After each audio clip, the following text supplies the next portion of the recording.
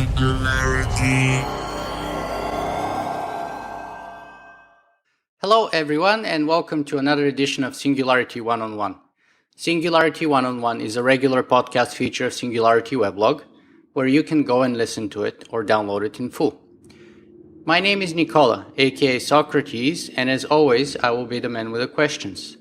Today, my guest on the show is Cory Doctorow. Before we jump into our interview, I would just like to remind our viewers and listeners that if you guys enjoy the show, you can express your support in one of two ways. Number one, you can go and write a quick review on iTunes, which would help me immensely. And number two is, of course, you can go to my donations page and simply make a donation. So, hi, Cory, and welcome to Singularity One-on-One. Hi, Nicola. I've been chasing after Cory for a bit over 2 years, so I have to say I'm incredibly happy to finally have this busy guy on my show. Thanks for taking time. Well, thank you for your persistence. I'm sorry I wasn't able to be available sooner. Oh, no, Cory, I wasn't going to give up because, by the way, for those of our viewers who don't know, Cory is not only a blogger and a journalist and an activist, but he's also one of my favorite science fiction writers. So I wasn't gonna give up. So let's jump with the interview, Cory. And let me ask you this: I've heard you give talks on many topics, but I haven't heard you tell the story on how and why you got to be a science fiction writer. So would you mind sharing that with us? Sure. I mean, it started, I guess, in 1977. I was 6, and my dad took me to see Star Wars, as many 6-year-olds' dads did that year.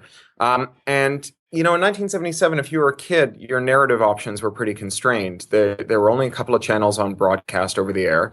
There were no DVDs and no VCRs. So if you didn't go out to the movies, basically, you never really got to experience complex storytelling. You got kids programming, and kids programming was linear.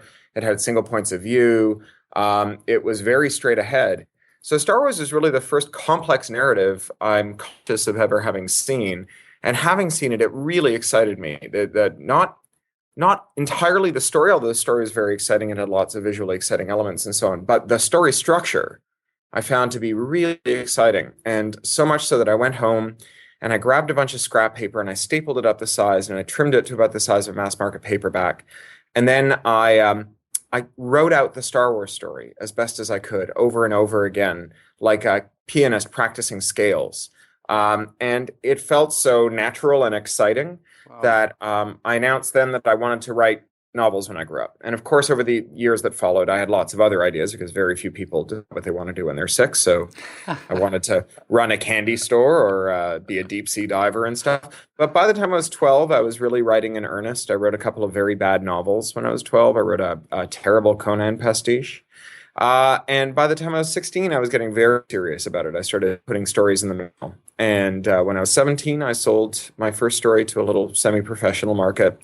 And 5 years later, I broke into the big professional markets. And about 5 years after that, my first novel came out.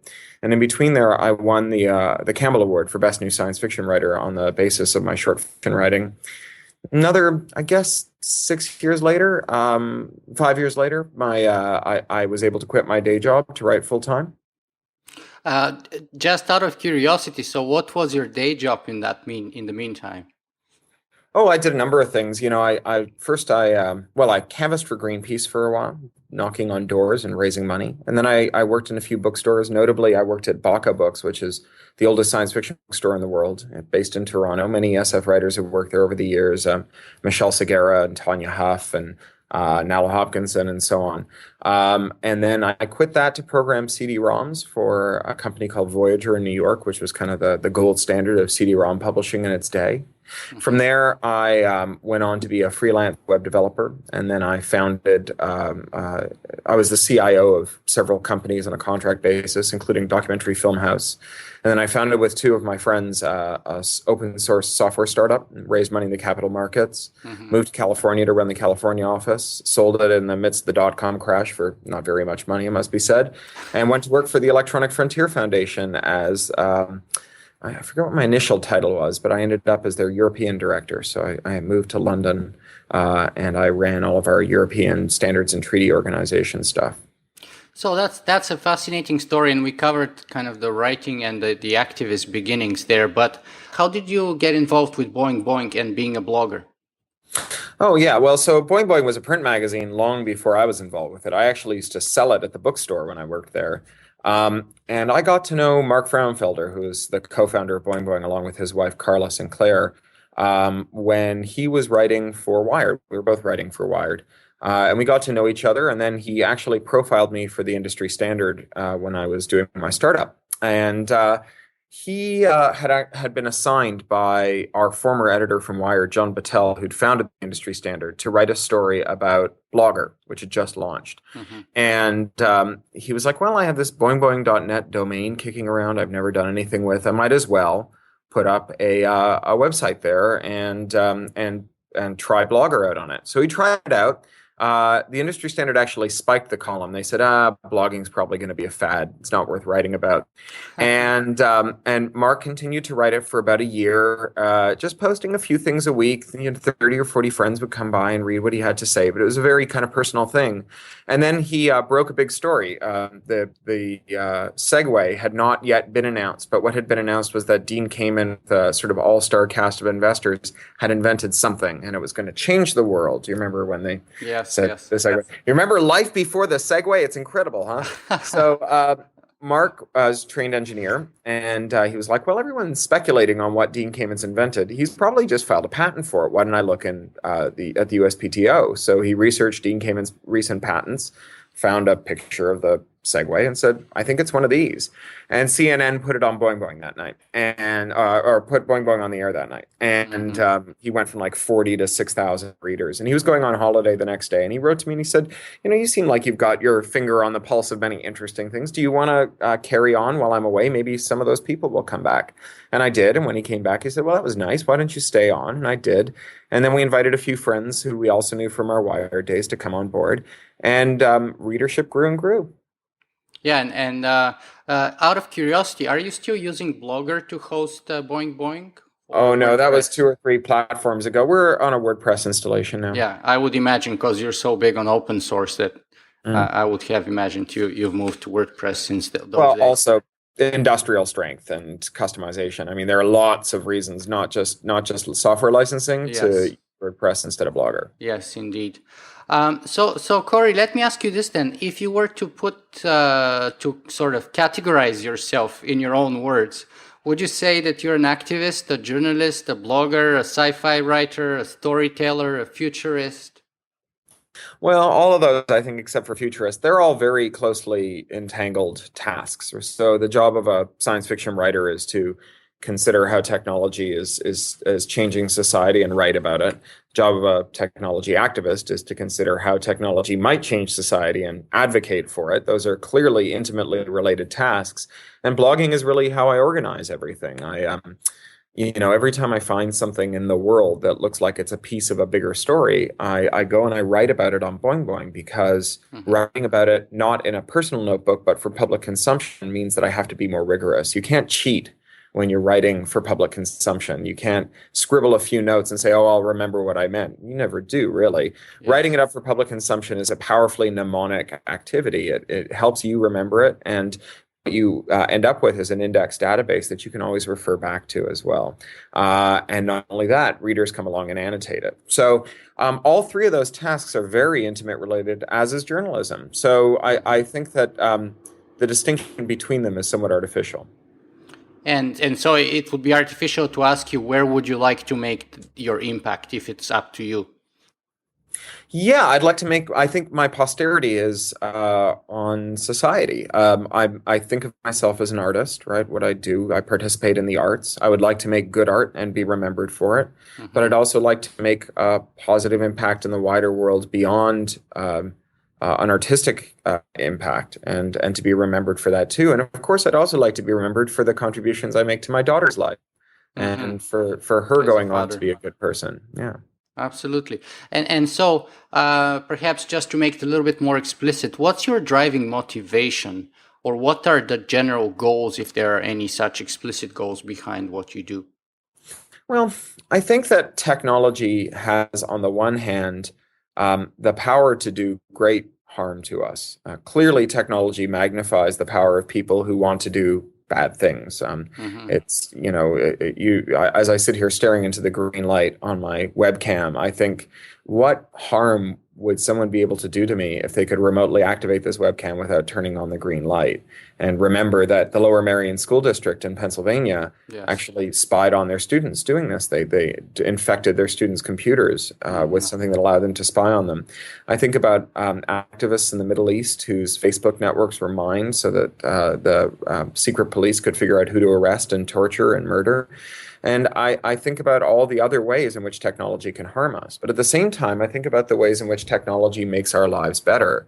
There was a study that I'm very fond of that PricewaterhouseCooper did at the behest of the UK champion for digital inclusion, Martha Lane Fox.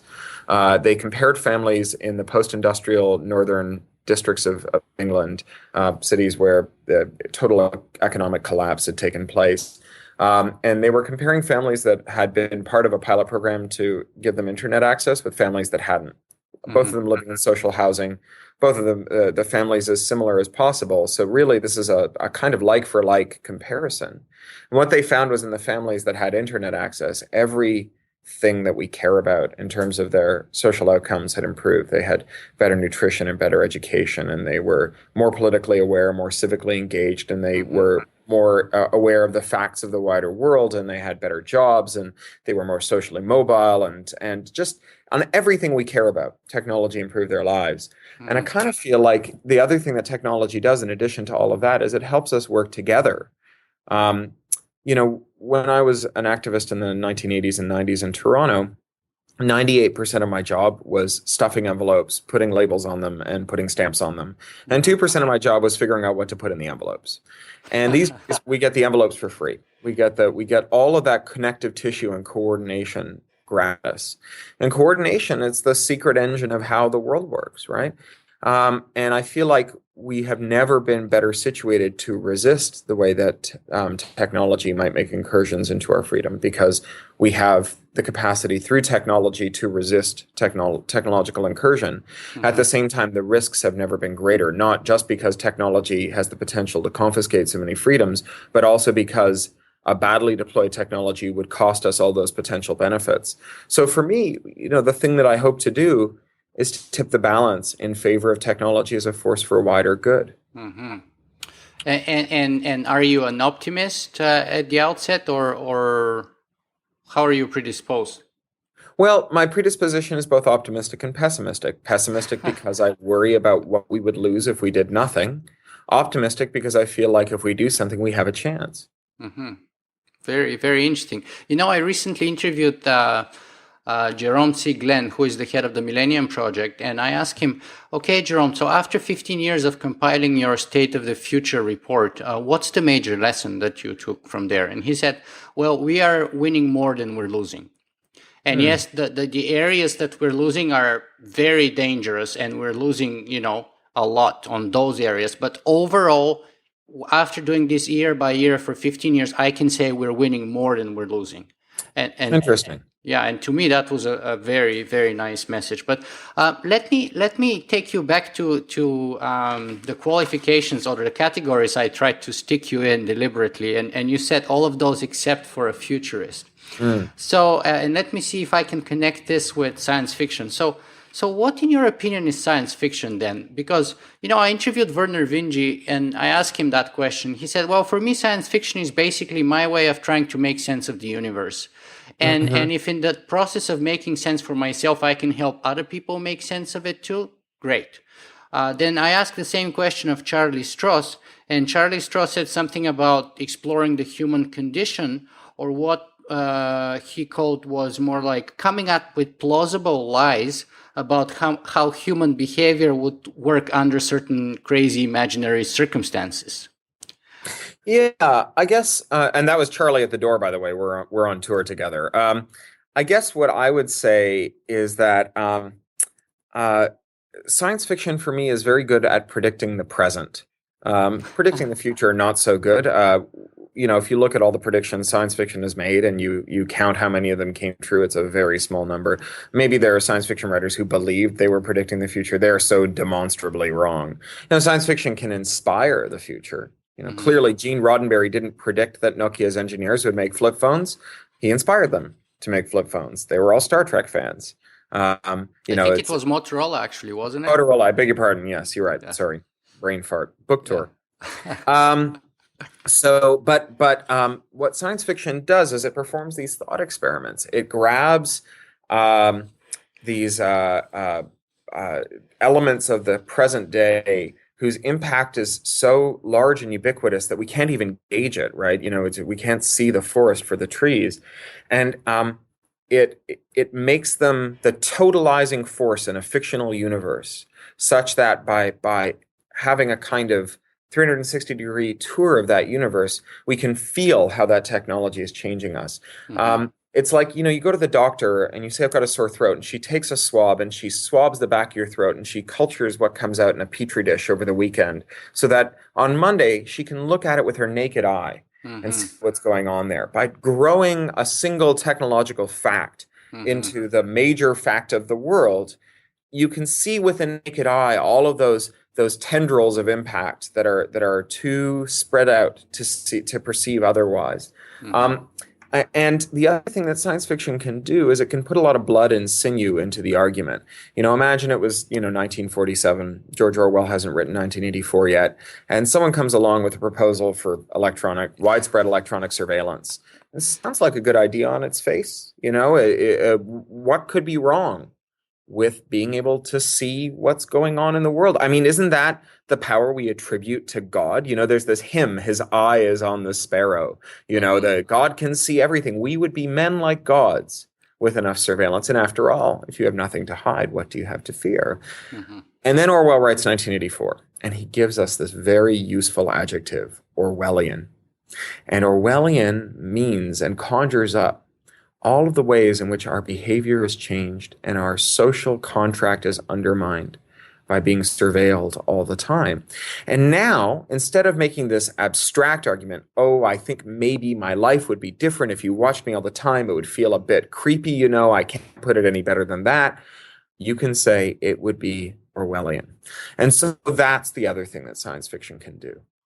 And then, okay, so you made some great argument and a fantastic metaphor, but what do you say for other people who actually take on this challenge then? For example, people like Ray Kurzweil, who are actually writing out a sort of specific timeline with the explicit goal of predicting the future. How do you feel about that kind of undertaking? I think at best that may serve as inspiration, but I don't think that it's predictive. I just don't. I don't buy it. I mean, I like the idea of scenario planning as a means of sort of thinking, what might I do come the future? Or how might I behave? Or what could I prepare for? But the first casualty of any battle is the plan of attack, right? The Hmm. idea that we'll plan out now how this multifactorial, insane hairball of the future that's so sensitive to its initial conditions that we'll be able to accurately and adequately cabin off how it will be. It's a bit like Edison sitting there and saying, or Bell rather saying there, having invented the telephone, I now know what it's for. It will surely bring opera into the living rooms of the world. It's, the world will never have a need for more than 512K of main memory. It's the world will never need more than 6 computers. It will almost certainly be insufficiently weird. Oh, the TV has just debugged itself and switched itself back on. I'm just going to go turn it off. Give me Sure, one no sec. problem, no problem. Okay, so perhaps now is the time for me to ask you to elaborate a little bit on your whole take on the technological singularity, because I find this fascinating. On the one hand, both you and Charlie kind of wrote books on the singularity, right? He wrote Accelerando years ago. And that was one of the most interesting things while I was interviewing him, because he's also equally skeptical, if not more so than you. And now your latest book, and correct me if I'm wrong, but I think you're touring actually to promote Rupture of the Nerds. That's right. Uh, Yep. so how does that mesh with your take, and what is your general take on the singularity? Well, I think that First, I think that if you want to understand the singularity in a historical context, you should think of it as a progressive apocalypse. So, in the pre-Enlightenment era, we had the notion of Lapsarianism, that humanity had begun in the Garden of Eden in a state of perfection and had fallen from grace. And with every generation, we fell further. And it's easy to understand how people might find that a credible idea. After all, by the time you reach sort of the last 10 years of your life, it's very clear that the world used to be a better place, right? Weren't the colors brighter? Weren't the tastes better? Didn't everything hurt less? Weren't children more respectful of their elders? And I think as humans, our imagination shies back from unbounded systems. We like to imagine boundary conditions. If things get worse and worse, there must be a point where they can get none more worse, right? There must be an apocalypse at the end of a worsening curve. And so we imagine this boundary condition, right? The end of history, the time at which things got so bad that they tipped over into a condition that is no longer recognizable as the world as we know it.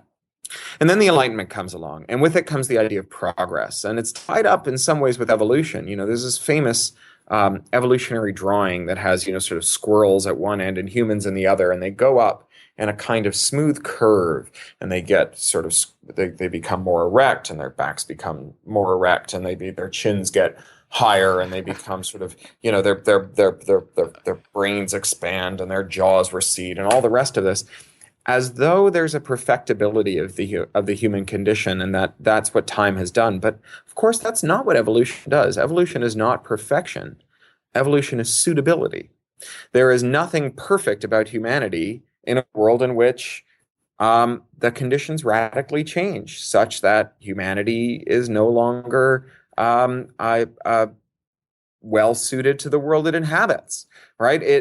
Carl Schrader has written a couple of very good books, positing that evolution is or that intelligence is a counter-survival force in many evolutionary niches, and that the long-term destiny of a spacefaring race is to become non-intelligent and build spaceships the way ants build hills. And he makes actually a pretty convincing case for it.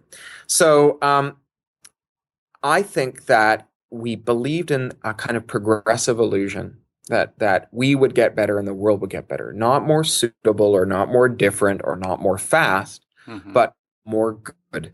And again, as we stand on the shoulders of giants and people stand on our shoulders, as the balloon of greatness inflates with every passing generation, eventually it has to pop, right? Eventually we reach the end of our imagination and we say, well, history is ended. Things can't get any better. And it's easy to understand where that might come from too. After all, when I was young, excuse me. Hello? Do you remember where I was? I just lost the train. Oh, yes. It's easy to see where progressivism might have come from. After all, when I was young, technology was sensible. It moved at a pace that I could understand. Everything new was exciting. There's this great Douglas Adams aphorism. If it was invented before you were 18, it's always been there. If it was invented before you were 30, it's the most exciting thing ever. If it was invented after that, it's bad for society and should be banned right now. Right? So it's easy to understand how people might feel that the world was getting better.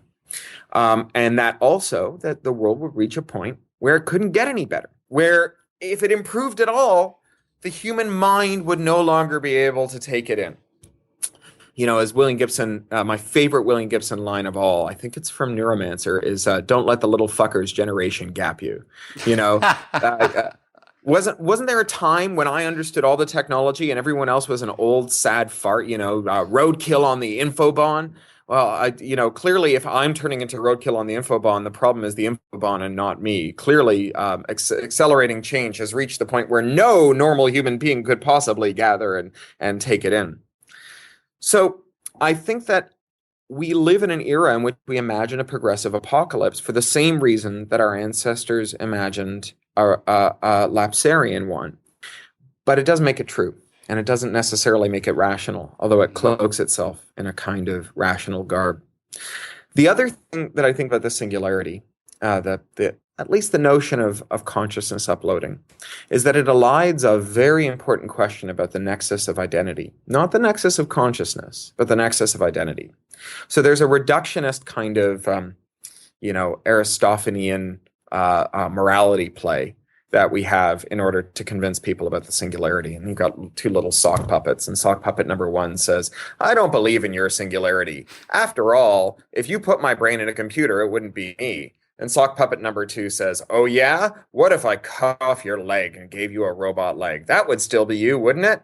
And the first guy says, well, yes, of course, but what are you getting at? And the sock puppet number two says, well, then I'll cut off your leg above the knee and replace that with robotics. And then I'll keep going 1 inch at a time until I reach your brainstem. Are you still you? Well, I guess so. Well, then I'm going to work my way up your brainstem all the way to your frontal lobe, 1 layer of cells at a time. Is that still you? You're right. I will be able to upload my brain into a computer. Yay! Right? And I think that that misses an important point. And the reason that misses an important point is that it elides the question of who you are. So imagine that you made a copy of yourself. You made a backup. You wanted to verify that copy. You wanted to check some.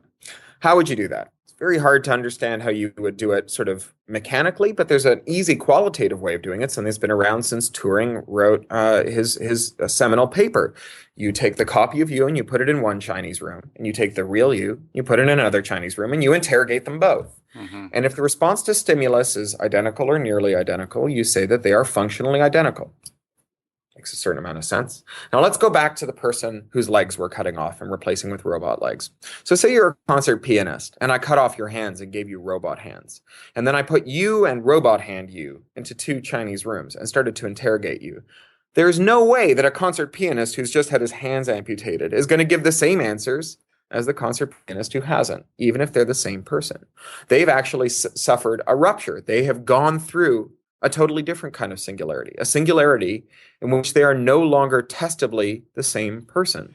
But there's not just these quick ruptures, these punctuated events. There's also long, slow events. So from moment to moment, you of 10 years ago and you of today have passed through a series of smoothly curved states in which each state is recognizably the descendant of the state before it, and mutually intelligible, and clearly still the same person. But if I were to take you of 10 years ago and you of today and stick both of them in Chinese rooms and interrogate them, their answers would be very, very different. Just as Latin is Latin and French is French, and they're not mutually intelligible, but between Latin and French, there was a series of intermediate states in which they were just dialects of one another, or just as one of Darwin's finches and its evolutionary cousin that developed a longer bill or a shorter bill or some other element that makes it into a new species went through a series of smooth events that led to that eventual speciation, so too did you go through a series of events that in the end created a point at which you are no longer you.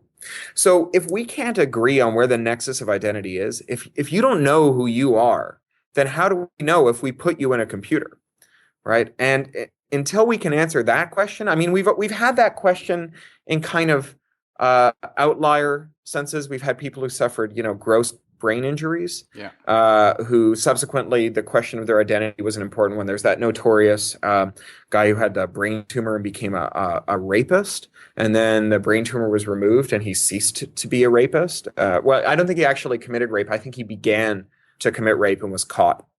But he certainly had these horrible urges to commit terrible crimes. And then it was removed and he was innocent again. So that question of identity has sometimes arisen, but it's not arisen in this way where it becomes like a compelling matter of public policy, where suddenly you might have not just the entire population of humanity, but all the forks and new instances of the entire population of humanity having to resolve on a daily basis, moment to moment, where the locus of identity is, just in order to function. Right? That, to me, tells me that we haven't thought this through. And the fact that we always settle this with this silly reductionist puppet show, instead of taking that question seriously with the gravitas that it deserves, tells me that the singularity is a lot more functional as an organizing metaphor for understanding our hopes and fears for the technology of today than as a serious prediction for what the technology might do to us tomorrow. Mm-hmm. So do you think that Jaron Lanier is right when he says that Singularity is basically religion for geeks?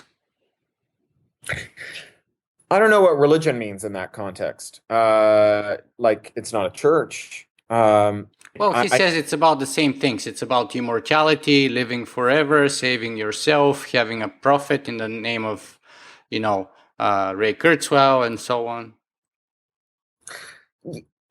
I mean, I can think of counterexamples of things that I would call religion that have none of those things, and I can think of things that are clearly not religious that have those things.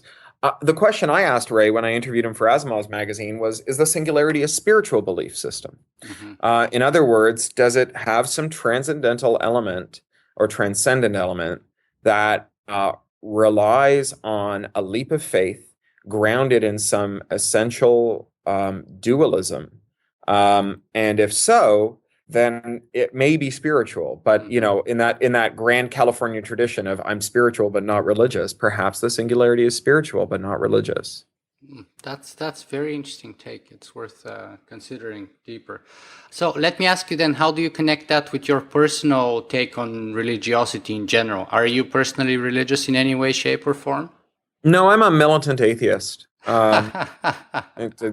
Seriously, I was brought up by absolutely secular Jews. My parents are Trotskyists, and although I was bar mitzvahed with a passage that didn't mention God, and I don't believe in a mind-body dualism. I don't believe in a spirit world. I believe in the scientific method, although I acknowledge that the scientific method limits itself to repeatable events, and that it doesn't rule out the possibility that there are non-repeatable events.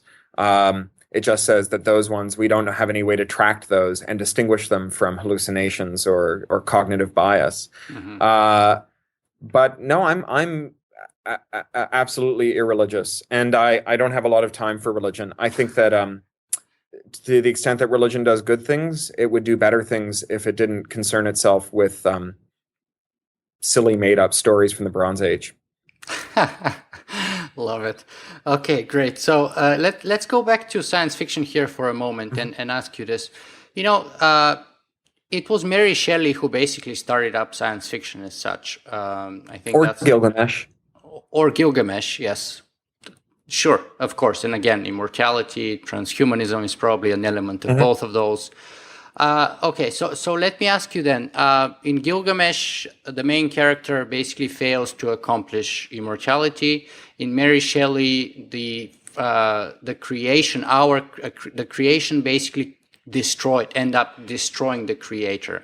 And as Robert J. Sawyer says, basically science fiction after Mary Shelley has been largely sort of pessimistic, negative, maybe even dystopian or apocalyptic.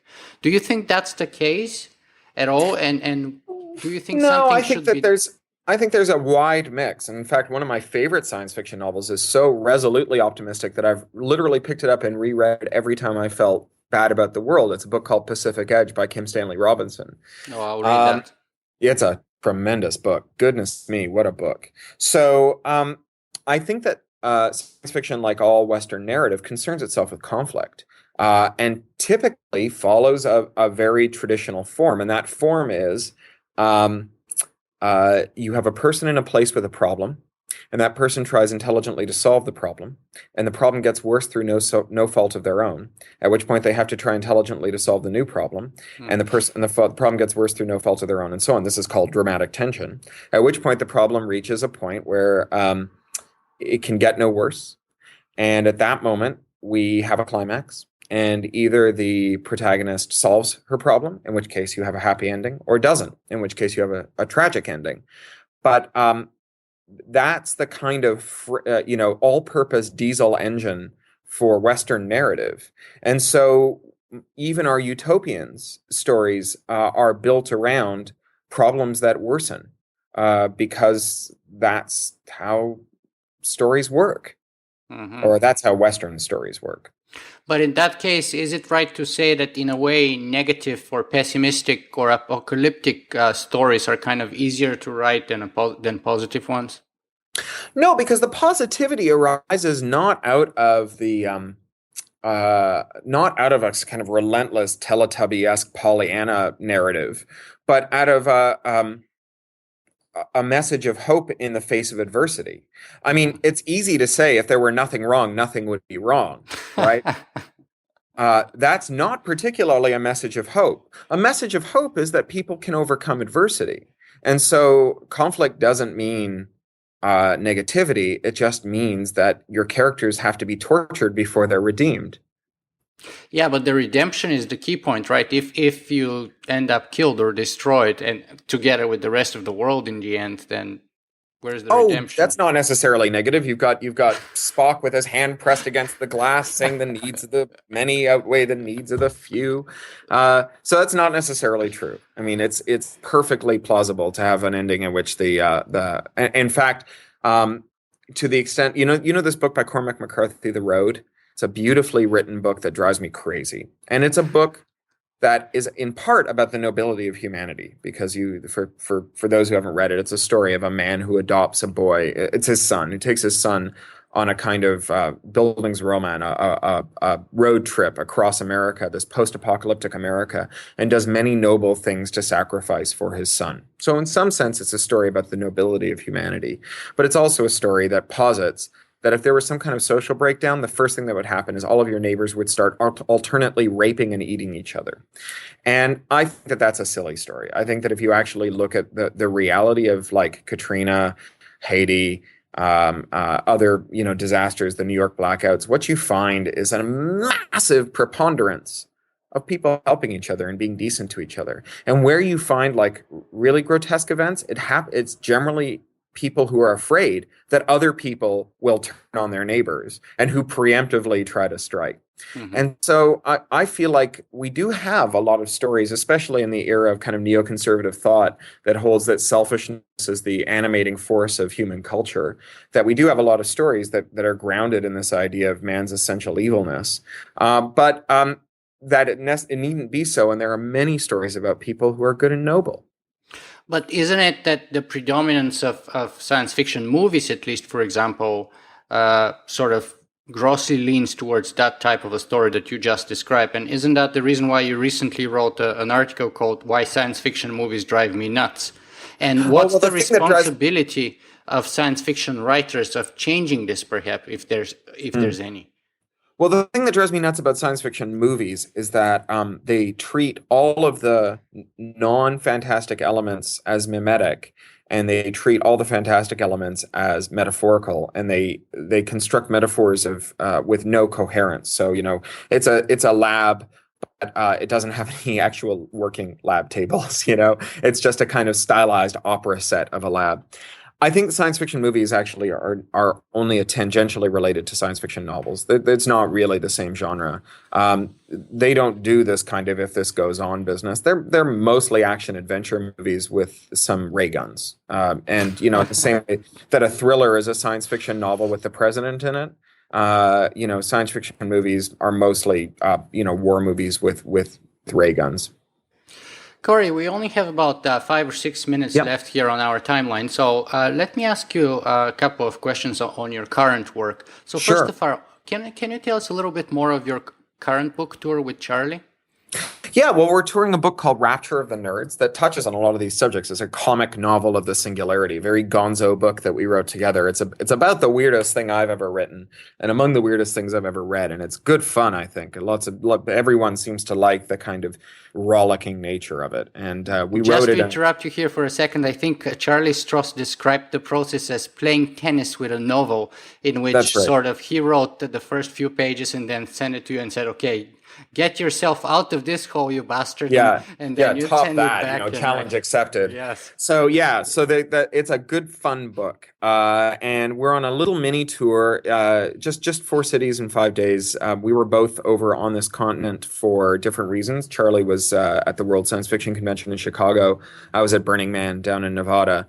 And our publisher said, well, since you're going to be in the country right afterwards, why don't we tour you 3 or 4 cities? So I'm speaking to you from Boston, having come in from New York this morning. Tomorrow I'm off to Rochester for an RIT event. an IEEE Games Summit, and then I go home to London. I'm back on this continent in about 10 days to tour my next novel, which is called Pirate Cinema. It's a young adult science fiction novel about kids in the UK who are so fed up with having universal censorship and surveillance in the name of defending copyright, and who have caused their family so much heartache by downloading illegally to make their own new art by remixing it, that they form a street gang devoted to destroying the entertainment industry through systematic targeted piracy, and in the meantime exhibit their own remixed movies in illegal movie theaters, thrown up temporarily in sewers that they break their way into, or in cemeteries, squatted pubs, old abandoned houses. After that, I'm going to be back in the country in February to tour my next young adult novel, which is called Homeland. It's the sequel to Little Brother. And I've just turned in a nonfiction book called Information Doesn't Want to Be Free, a book about copyright. And that's got introductions by Neil Gaiman and Amanda Palmer. My agent is selling that now. And there's a graphic novel coming, a novel based on my short story Anda's Game, full-length graphic novel from First Second.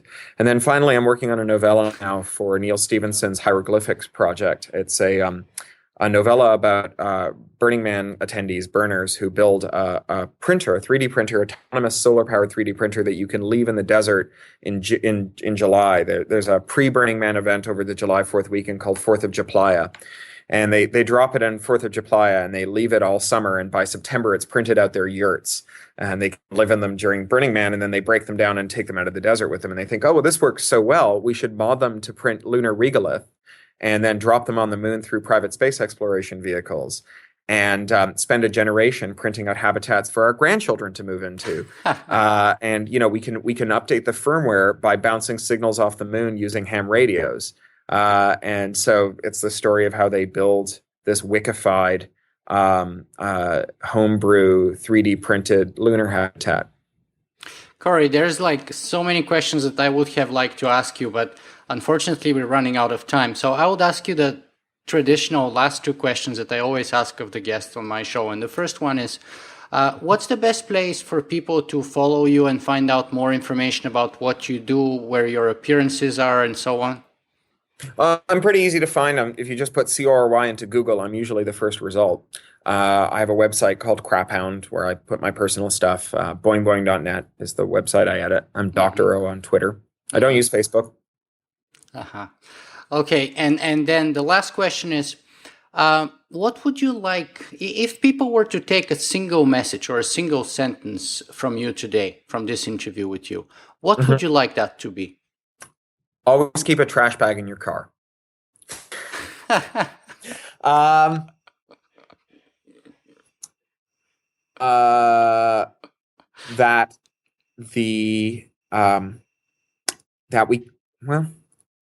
think if there's one thing that I want the world to understand, it's that for so long as we maintain that copyright regulates everything that copies, then all copyright policy becomes de facto internet policy, because the internet is made out of copies. So you can't, for so long as we continue to maintain this idea that copyright regulates copying instead of regulating the entertainment industry, then you can't make copyright policy without infecting the entire internet.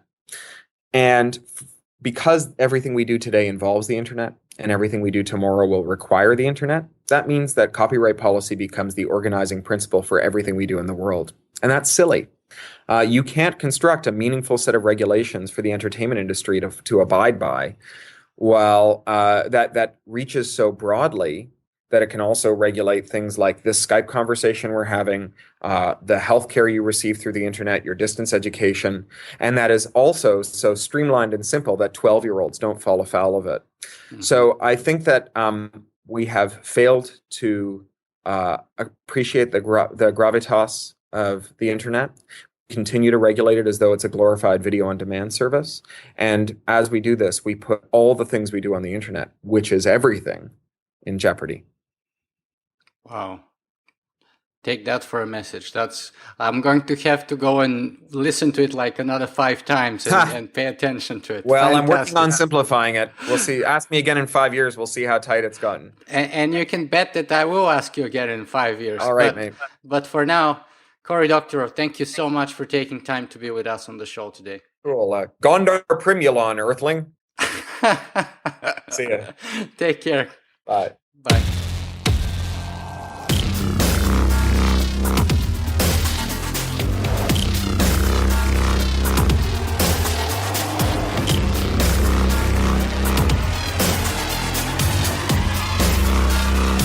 Singularity.